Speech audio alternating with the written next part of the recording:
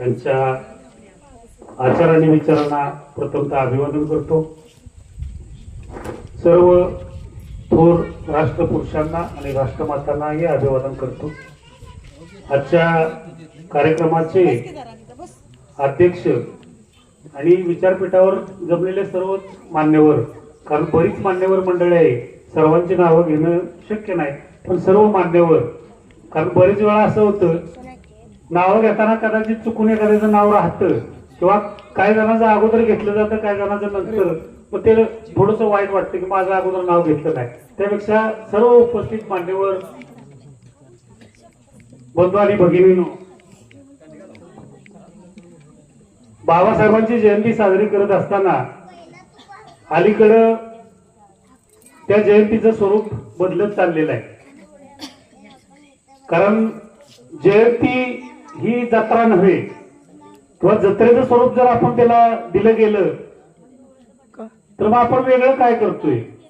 पण नेवकण या गावामधला कार्यक्रम बघत असताना मी आवर्जून बघतो कार्यक्रम, इथं वेगळ्या पद्धतीनं विचार मंथन केलं जातं आणि बाबासाहेबांच्या जयंतीमध्ये हे विचार मंथन झालंच पाहिजे। आणि ते होत असताना आपल्याला एक नवीन संकल्प पुढच्या वर्षभरामध्ये नेमका काय करायचा असे संकल्प लोकांसमोर ठेवावे लागतात। मी शुभेच्छा देत असताना एक दोन गोष्टीचा या ठिकाणी आवर्जून उल्लेख करतोय आणि तेवढ्यासाठीच खास इथं आलोय। आपल्या तालुक्यामध्ये जवळपास 7 ते 8 ठिकाणी बुद्धकालीन लेणी आहेत आणि या लेण्यांचं संवर्धन होण्याच्या दृष्टीनं एक चांगलं काम उभं राहतंय। त्यामध्ये आपल्या इथून जवळच असलेलं तामकणे हे ठिकाण आहे, की ज्या ठिकाणाची नोंद माननीय नामदार शंभूराज देसाई साहेबांच्या पर्यटन विभागाकडे पण आपण केले आहे। त्या पर्यटन विभागानं त्या ठिकाणी बोर्ड लावलेले आहेत।